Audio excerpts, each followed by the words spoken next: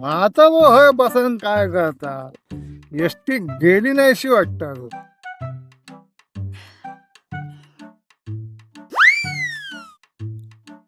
एवढं काही जाता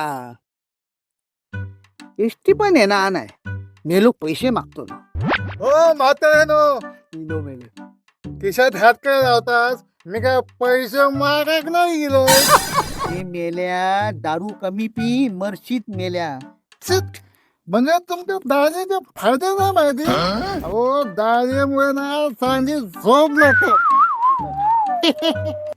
अहो दाजीमुळे माणूस कसं जोशात काम करता.